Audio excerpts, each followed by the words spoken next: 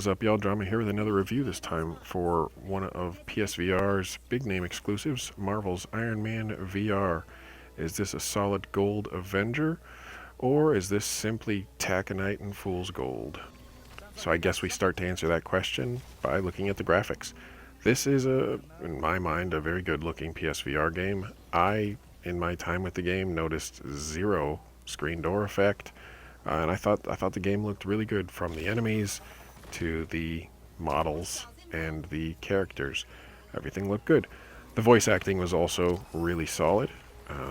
Kudos to all of the voice actors. I thought they did a really good job on this across each and every single part, which is not usually the case. Usually there's someone who's a little behind, but this one was good. However, when we get into the gameplay, that's where we start to look for faults, and unfortunately they, for me at least, exist in spades. So let me caveat this by saying, if you want to get the platinum, you need to play on hard. That's fine, whatever. Not that big a deal, right? Generally the case. However, the hard difficulty on Marvel's Iron Man VR is exceedingly unbalanced. All of the enemy's weapons track you, and oftentimes, at least for me, the dodge mechanics just tended to fail. It makes it kind of difficult when you have no other way to defend yourself other than dodging. Combine that with what I found to be poor design choices as far as how you fly.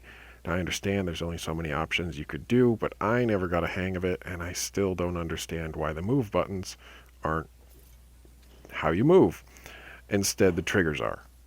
Even at the end of my playthrough, when I was one trophy shy of the plat, just before I got the plat, which I do have, I was still pressing the triggers to fire my weapons off around a quarter of the time, which does not work, because that's just your repulsors and your thrusters. So, problematic there. The game is also really short. That's not that surprising.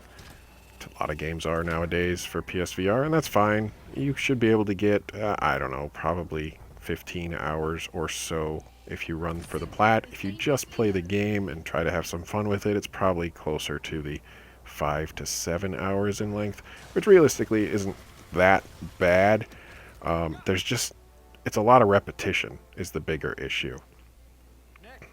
There's only 6 or 7 locales, and they get recycled for each of the 12 levels, and then I think there's another 14 optional missions, which are just VR missions. VR missions in VR, right? Crazy. Where you can either do combat or flight. Whatever.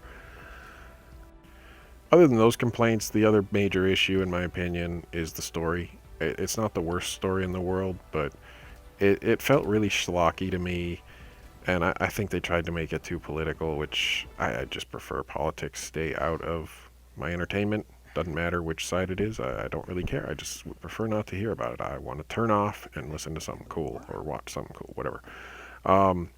It is what it is.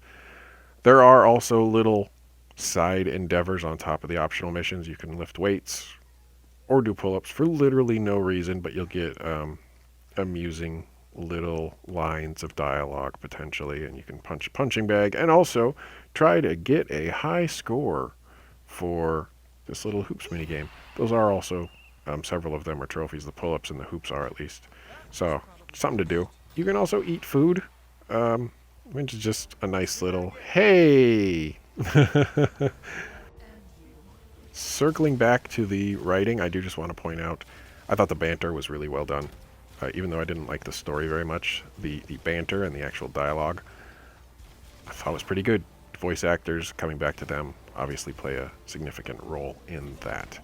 I do also want to state, I think the Mark I armor, which you only get to use in one mission, is probably my favorite, because it has the best repulsors. So I find that really annoying. The one suit that has tracking repulsor shots is the one you can only play in literally just one mission. All in all, is this worth playing? If you're looking just to have fun, and you're playing on normal or easy, yeah, you'll feel like a superhero. If you're looking for the plat, you will not feel like a superhero most likely, and it'll probably be a very frustrating experience. As such, I found Iron Man VR to be a bit of a slog and not really worth the effort. Your mileage may vary, of course, but I do think there are better options out there to spend your valuable VR leisure time than Marvel's Iron Man VR. Drama out.